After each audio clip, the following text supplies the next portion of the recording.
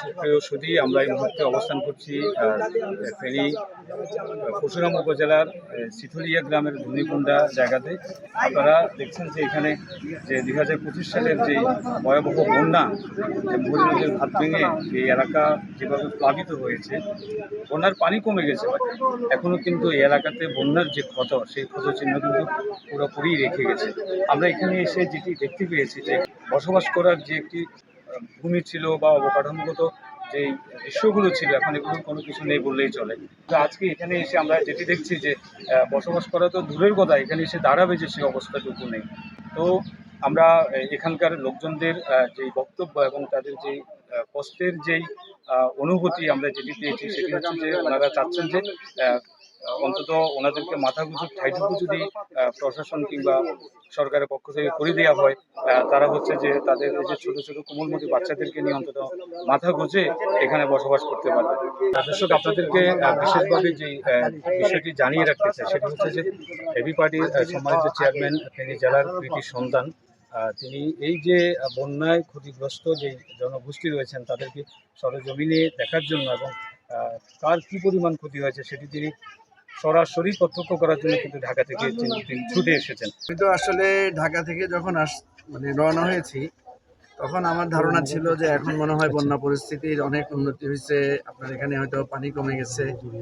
কিন্তু ভাঙ্গনের যে বিষয়টা আমরা দূর থেকে শুনতাম, আমি আজকে এখানে ফুলগাজী, এই যে আপনারা দেখতেছেন এই শ্রীপুরের এই মুহুরী নদীর এই জায়গাটা, এটা কিন্তু নদী না, নদী গেছে ওইদিকে। এখানে এটা পুরো রাস্তা ভেঙে পুরা এই অঞ্চলটা যেভাবে আমি দেখলাম যে মানুষের অবর্ণনীয় কষ্ট, এটা তো আমি অকল্পনীয়, আমি ধারণাই করতে পারতেছি না যে এরকম একটা ভয়ানক পরিস্থিতি এখানে মানে কিভাবে হলো আর সম্ভব। কিন্তু আমরা দেখলাম যে এখনো কোনো ব্যবস্থা নেওয়া হয় নাই।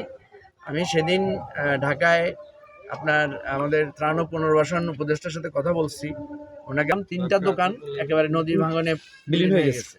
এখানের মানুষগুলো এখনো পানির মধ্যে, দেখেন এই অঞ্চলের লোকেরা পুরো বিচ্ছিন্ন হয়ে গেছে, এরা পুরো শহরের সাথে মানে উপজেলার সাথে তাদের কোনো সংযোগ নেই, এখানে এটা পার হওয়ার কোনো ব্যবস্থা, এটা নৌকা পর্যন্ত নাই এখানে। এই যে যোগাযোগ বিচ্ছিন্ন, ফেনীর মতো একটা জায়গা যেখানে ফেনীকে সবাই মনে করে যে বাংলাদেশের উন্নত জেলা বা উপজেলাগুলোর মধ্যে একটা, এটা একদম সরেজমিনে যদি কেউ না আসে কেউ এটা বুঝতে পারবে না।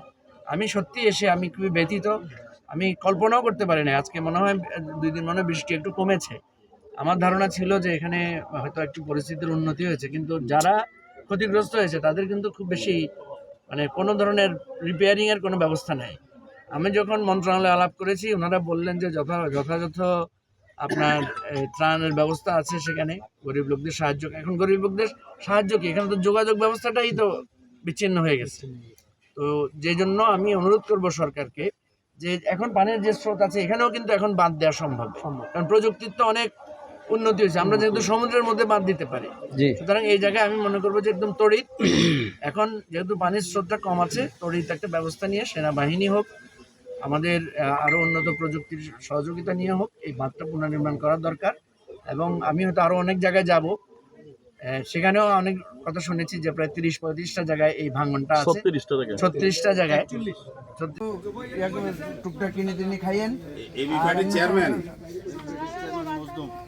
আল্লাহ বর্ষা, আল্লাহ বর্ষা। এটা মঞ্জু ভাই আসছে, এই বিভাগের চেয়ারম্যান আপনাদেরকে দেখার জন্য আসছে না। মানুষ বিপদ হঠাৎ করে এই মানুষের কেমন চিন্তা করিয়েন না, সাহায্য করবো, কষ্ট করে থাকেন।